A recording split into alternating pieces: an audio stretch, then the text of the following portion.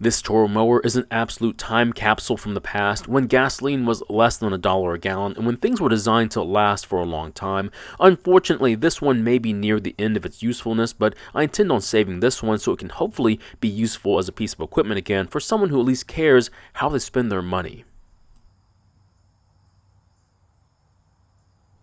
In today's video, we look at this old Toro mower, and the problem is that in the last video, we found out that it has multiple issues with the original carb, so we have to decide on what our next plan is going to be for it. I hate to say it, but some of you watching may not like what I'm about to do.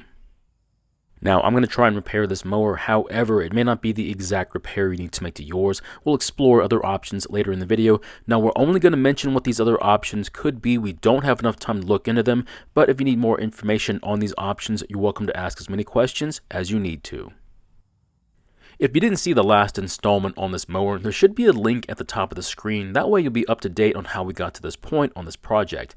Now the jet out of the old carb was pretty clogged up and quite dirty, which led us to taking the carb off for further inspection. However, things quickly turned bad because the bowl gasket broke and also the needle seat needed to be replaced as well. I then had to decide if it was worth the risk of installing new aftermarket parts or just ordering a new carb instead. Now before I show you what I chose to do, I want to check on the health of this engine by using a compression tester. Its job is to see how much pressure the engine can make on the compression stroke. We want to see a reading well over 100 psi, but if this engine has a compression release, the reading will be much lower. However, we don't want to see a reading below 50 psi. The higher the reading, the healthier the engine.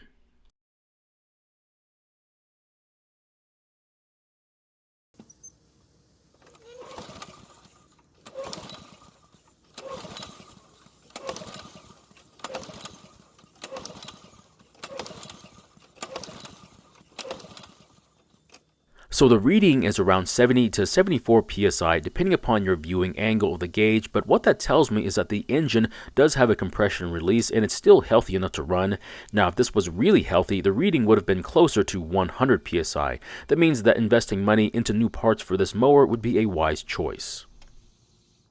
So here's the old carb I took off in the last video, and it doesn't look all that different from a carb you'd find on a mower from 5 years ago, but instead of trying to get the new aftermarket parts to work on this old carb, I decided to get a new carb instead, but I think I might be changing my mind though. So this is obviously the new carb, and it looks like a cleaner version of the old carb, but to get a better idea about any differences between them, we need to see them side by side. Now there are a few small differences, but there's one huge issue, so take a good hard look at it and see if you can spot the problem I'm seeing. At this point, it should be pretty obvious what the problem is. The choke lever is the part that's different between them. The older one uses a spring to help return the choke lever into position, while the newer one uses a different type of spring to hold the lever in several different positions. Of course, that also means the levers themselves are different, so we need to decide how we can get this new carb to work on the older engine.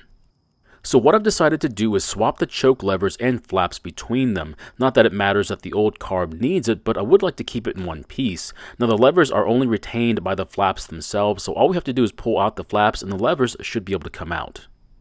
Now the new carb was being a bit stubborn, so I couldn't just use my pliers to remove the flap, but after a bit of time I was able to get it out. However, I soon ran into another issue which I was not expecting. When I tried to put the old lever into the new carb, it didn't fit the opening, which means the opening must be a different size. That of course means the posts for the levers must also be a different size as well. After taking a few measurements, I was able to confirm that the opening for the older carb was a bit bigger than the new one, so if I wanted the older lever to fit in the new carb, I would have to trim down the post or oversize the opening. Not for any particular reason, but I decided to make the post smaller to fit the new carb, but I think either choice would have worked well. After sanding down the post, it's considerably much smaller than it used to be, but it should easily fit the smaller opening in the new carb now. After that, all I need to do is put the flap back into the post and check to make sure it's working like it should. Once it's back in, it seems to move like it should, fully opening and closing without interference. Once I know it's going to work, I can then replace the fuel line, but this is when I have a word of caution for you. Now, I was told that this particular fuel line was going to shrink on me, and to be honest, it hadn't done that yet until now. Just recently, I realized the 7 inches of fuel line had shrunk by ½ an inch because of the fuel.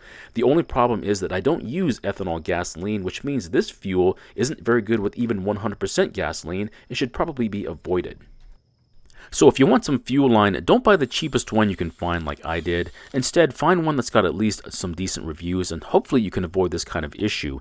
Now, I'm still going to continue to use this fuel line. However, I'm going to cut the line about 10% longer than normal so it can account for the shrinkage.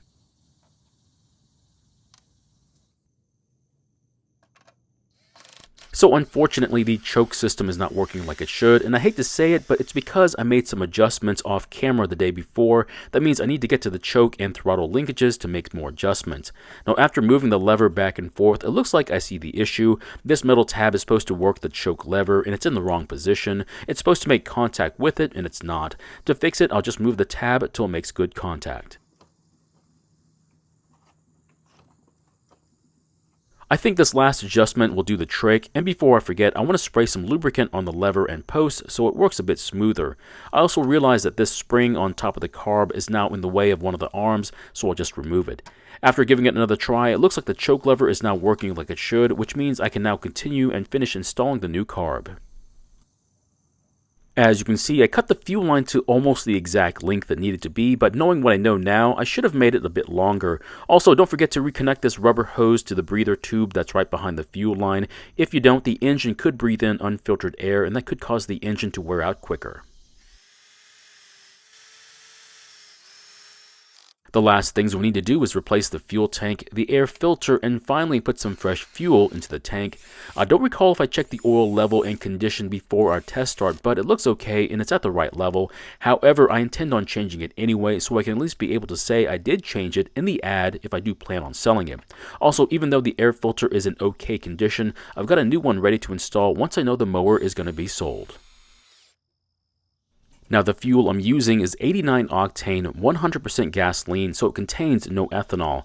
Now, after pouring some fuel into the tank, I have to wait a few minutes to see if the carb is going to leak. But after a few minutes, I don't see any fuel, so we're good to try and start it. Now, the kit did come with a fuel filter and a valve, but I'm not going to install them, and the reason is that the tank already has a filter screen in it, and hardly anybody knows how the valve works, so I'm not going to install it.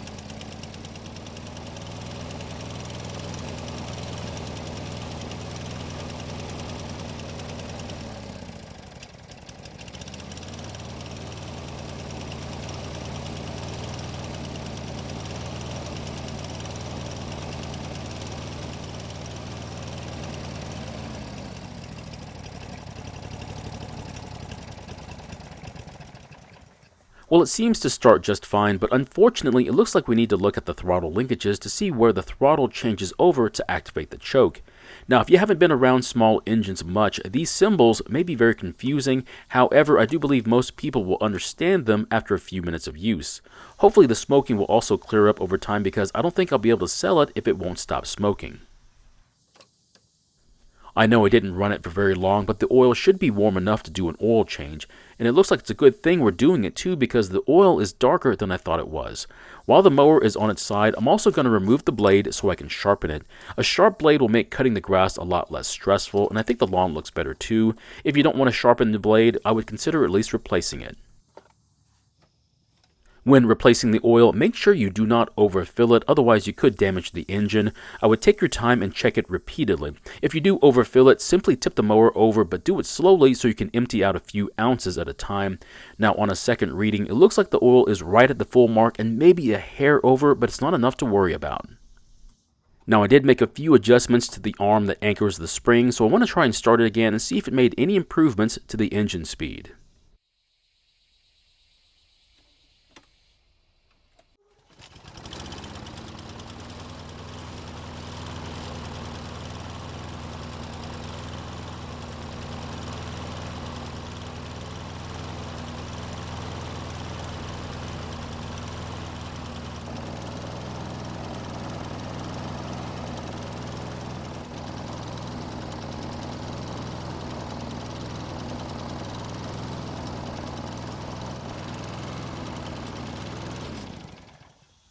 Well, it seems like it didn't do much of anything, and I hate to say it, but the smoking is still there. At this point, I really don't know what to do with this project, so I've decided to put it away, hoping to come up with a better plan on what I should do with it.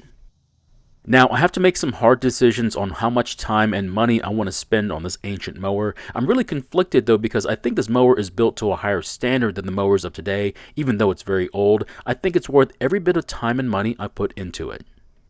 Another option to fixing this engine would be to replace it with another one, but the question that comes up is, which engine should I choose? This would also be a great time to maybe even upgrade it with something with a lot more power too. So my question is, what do you think I should do with this mower? Put more time into adjusting it only to have it run somewhat better but still smoke like a freight train? Maybe I should focus my time into finding out why it's smoking in the first place, or should I just replace the engine with a more modern flathead or maybe an overhead valve engine instead?